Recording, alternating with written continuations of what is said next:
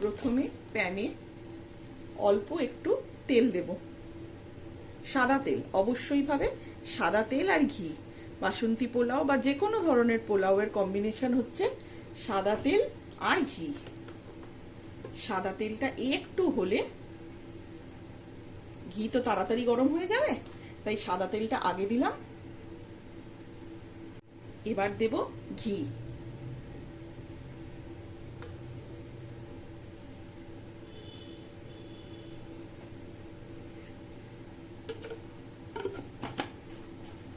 সাদা তেল ঘি দেওয়ার পরে এটা যখন একটু গরম হয়ে যাবে তখন আমরা এতে দেব গরম মশলা, গোটা গরম মশলা, দারচিনি, 4টে ছোট এলাচ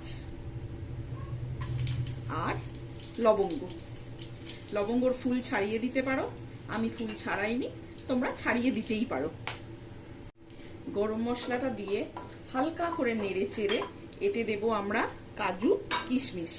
এখানে রাখা আছে গোটা কাজু আর কিশমিশ, সেটা আমরা দিয়ে দেব তেলে।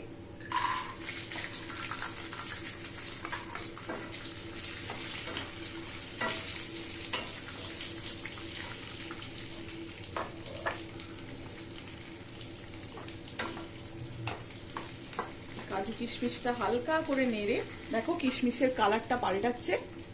কালার যখন একটু চেঞ্জ হবে তখন আমরা এতে লঙ্কাগুলো দিয়ে দেবো। লঙ্কা কুচি করে রেখেছি, লঙ্কা কুচি দিয়ে দেবো।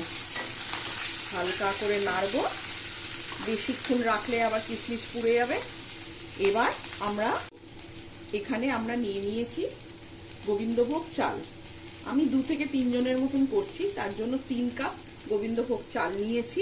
কাপ হবে এরকম কাপের 1 কাপ, 3 কাপ গোবিন্দভোগ চাল নিয়ে নিয়েছি। ভালো করে ধুয়ে পাখায় শুকিয়ে রেখেছি। আসল জিনিসটা, আসল রান্নাটা কিন্তু এইখানে। এইবার এই গোবিন্দভোগের চালের মধ্যে আমরা দেব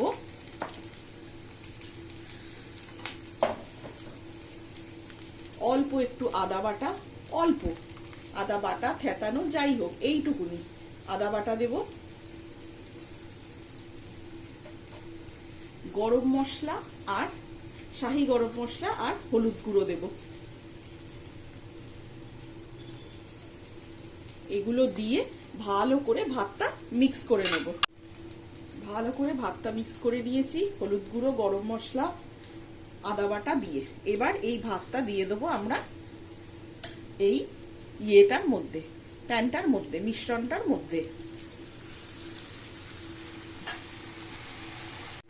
ভাতটা প্যানে দেওয়ার পরে ভালো করে ভাতটাকে মিক্স করে নিতে হবে। ভাত বলবো না, চাল, গোবিন্দভোগ চাল, যেটা আমরা হলুদ, গরম মশলা আর আদা দিয়ে মাখিয়ে রেখেছিলাম, সেটা প্যানে দেওয়ার পরে ভালো করে মিক্স করে নেব। ফ্লেম যেন একদম লোতে থাকে, ফ্লেম একদমই বাড়াবেন না, তাহলে কিশমিশ পুড়ে যেতে পারে, কাজু পুড়ে যেতে পারে, চাল লেগে যেতে পারে। ফ্লেম একদম বাড়াবেন না। এইভাবে আমরা মিক্স করে নেব। মিক্স করার পরে আমরা এখানে 1/2 কাপের একটু কম চিনি দিয়ে দেবো।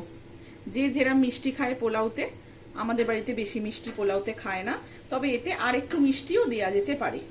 1/2 কাপের কম দিয়েছি আমি, তোমরা 1/2 কাপ দিতে পারো। ভালো করে 1/2 কাপ দিতে পারো, কোনো অসুবিধে নেই। এটা তো স্পাইসি অ্যান্ড সুইট হয়, কোনো অসুবিধে হবে না। অল্প একটু চিনি দিয়ে হালকা হাতে নেড়ে এবার আমরা এতে দেব জল। গরম জল প্রেফারেবল, গরম জল দিলে খুব ভালো হবে। 3 কাপ চালে মোটামুটি 5 কাপ মতন জল, আন্দাজটা তোমরা তোমাদের মতন বুঝে নেবে। 3 কাপ চালে মোটামুটি 5 কাপ মতন জল দিয়ে এটাকে নেড়ে চেড়ে এবার এতে একটু নুন দেব। তোমরা দেখেছো নিশ্চয়ই, নুন আমি আগে দিইনি। মিষ্টি দিয়েছি, মশলা দিয়েছি, সব দিয়েছি, কিন্তু নুন আমি দিইনি। এবার এতে নুন দেব, স্বাদ মতন এতে নুন দিয়ে দেবো। মোটামুটি এরম চামচের 1 চামচে নুন দিলে হয়ে যাবে। তারপরে যে যেরম ভাবে খায় স্বাদ অনুসার নুন, কারোকে কিছু বলে দেওয়া সম্ভব নয়। নুন যে যেরম ভাবে খাবে সে সেরম ভাবে নিয়ে নেবে। অনেকে বেশি নুন খায়, অনেকে কম নুন খায়, যে যেরম ভাবে খাবে সেরম ভাবে নিয়ে নেবে। এইবার এইটাকে আমরা যেটা করব সেটা হচ্ছে ঢাকা দিয়ে দেবো কিছুক্ষণের জন্য, যাতে ভাতটা ফুটে যায়, ভাতটা সেদ্ধ হয়ে যায়। এবার মোটামুটি 70-80% ভাতটা হয়ে যাওয়ার পরে হালকা করে ঢাকাটা খুলবে, দেখবে মোটামুটি হয়ে গেছে, অনেকটা 70-80% মতন হয়ে গেছে। তখন অল্প এক ছিপি মতন, এক চামচে এক ছিপি মতন কেওড়া জল ওপর থেকে ছড়িয়ে দেবে। কেওড়া জল ছাড়া কিন্তু বাসন্তী পোলাও অসম্পূর্ণ। কেওড়া জল ছড়িয়ে হালকা হাতে এটাকে একবার মিক্স করে নেবে, যাতে কেওড়া জলটা সব জায়গায় মিক্স হয়ে যায়।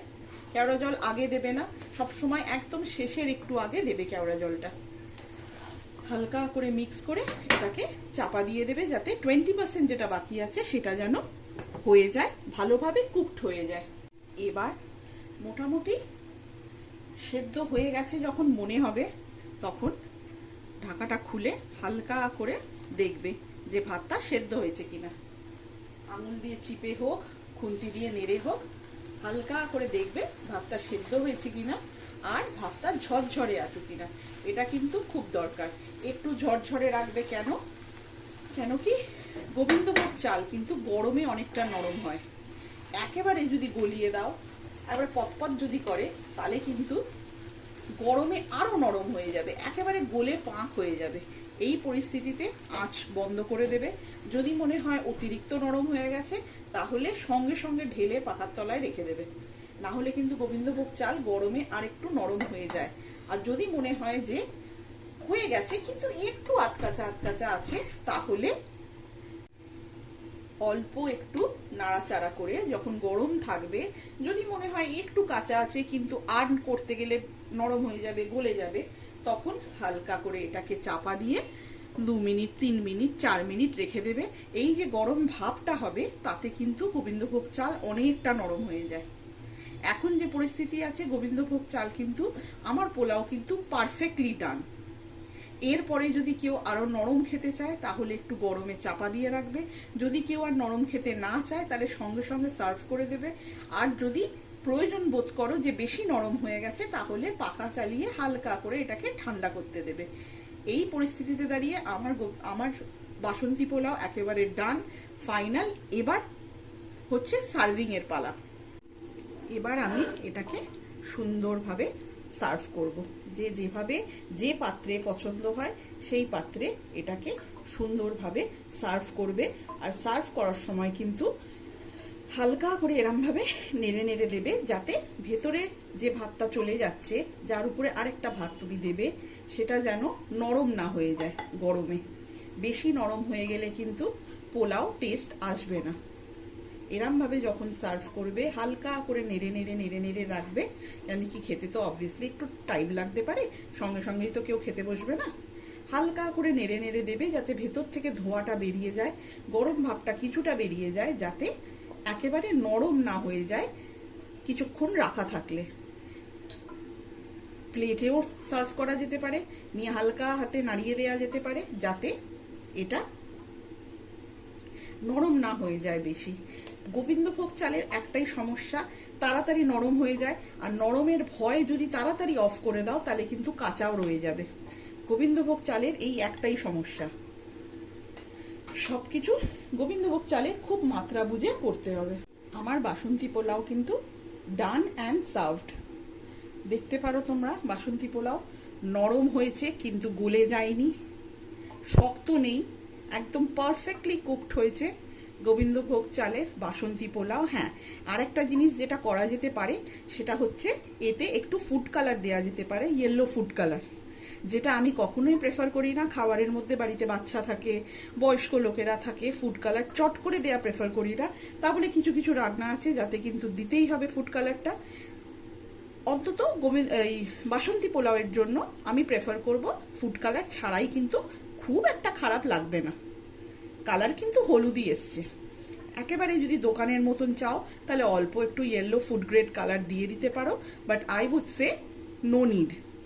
কেমন লাগলো তোমরা অবশ্যই করে জানাবে। তোমাদের যদি ভালো লাগে, আমি আরও নানান ধরনের পোলাও রেসিপি কিন্তু শেয়ার করব তোমাদের সাথে। তো তোমাদের কমেন্টসের অপেক্ষায় থাকবো। আশা করছি তোমরা খেয়ে জানাবে এটা কেমন লাগলো। Thank you.